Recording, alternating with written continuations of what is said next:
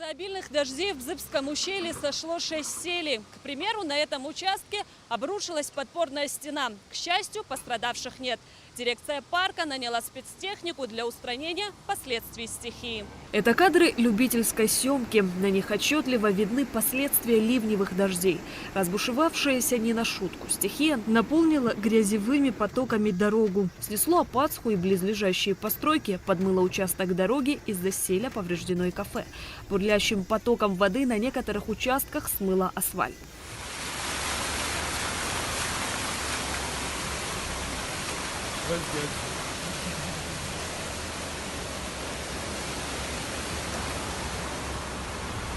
С утра 9 июля инспекторы Рицинского реликтового национального парка сообщили о том, что на территории начались ливневые дожди.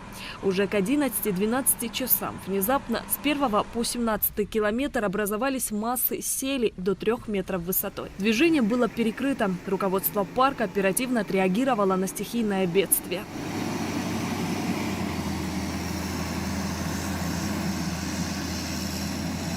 Выгнали нашу спецтехнику.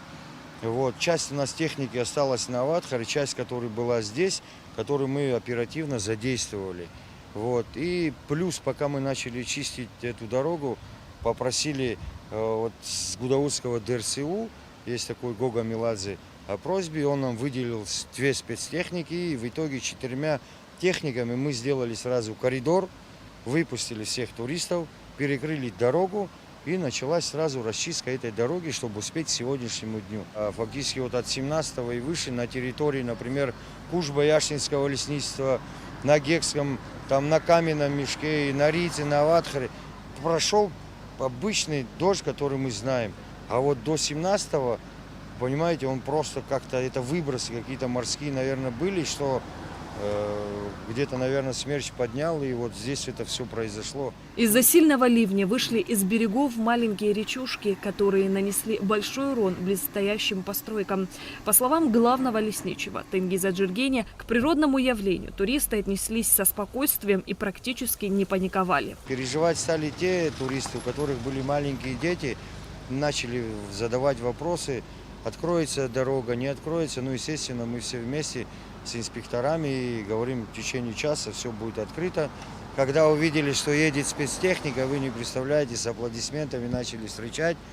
Да, мы сразу сделали коридор, проехали без паники, все было нормально. Но самое главное, что я говорю, что никто не пострадал, ни машины, ни туристы, ни наше местное население. В целях безопасности граждан и гостей республики и ликвидации последствий стихии 10 июля Рицинский реликтовый национальный парк был закрыт для посещения. Технические службы вели расчистку дороги. С 11 июля парк работает в обычном режиме. Да, на сегодняшний день завершаем это перед Голубым озером. Мы открыли по правой стороне дорогу вчера. По левой стороне собрали кучи, чтобы не мешать ни туристам. В общем, фактически они через час уже закончат. И все, работа идет в обычном режиме. Инспектора рано утром встали, сделали обход по всей территории. Естественно, сразу предупредили на контрольно-пропускном пункте, что дорога чистая, ничего не валяется, все. И, естественно, начали пропускать.